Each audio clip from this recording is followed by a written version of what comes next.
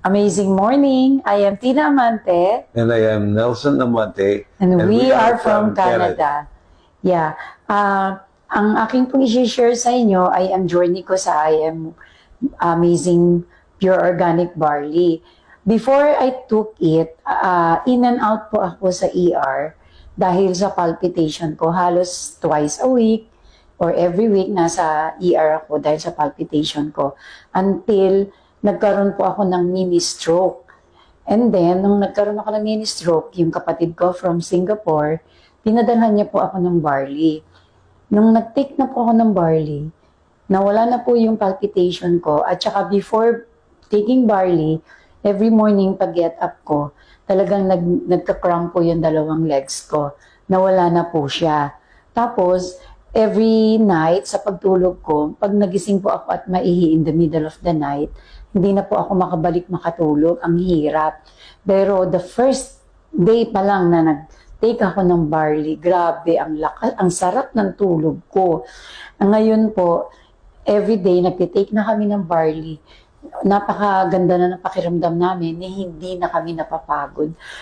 At the age of 62 years old, sabi nga ng mga ka-workmate ko, bakit ang ligsi ko pa? Sabi ko, I'm taking my pure organic barley. At simultaneously, nung si Tinay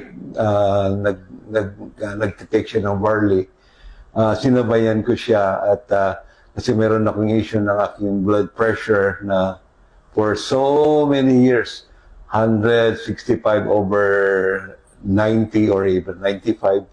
For so many years, ganun ang pressure niya. Hindi ko lang masabi mga ilan mo, siguro more than 10 years. But then, nung nag-take siya ng barley, binibigyan din niya ako, and we are doing it simultaneously, ang napuna ko na yung blood pressure ko ay bumaba na siya, ay nagiging 120 or even 117 over 71. And since then until today. So, hindi lang po yun, pati po ang aking hilik. Ang hilik ko dahil mataas din ang aking cholesterol, mataas din akong BP. May hilik ako na parang maingay talaga kapag natutulog. So, sinabihan niya ako, sinasabihan niya ako na nawala na yung tunog, nawala na yung aking hilik.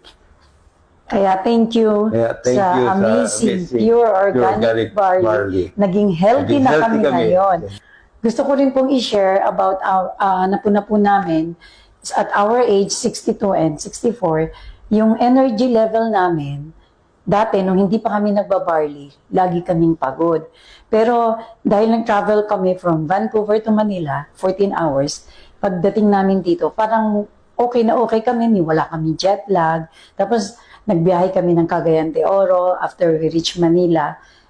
Ang busy yung mga activities namin, gabi na natutulog, ang aga magigising. Pero parang hindi kami napapagod. Napupuna ng mga tao bakit ang daw namin, maligsi pa rin kami. Kaya, tapos nag-travel din kami after 4 days to Singapore, 1 week kami.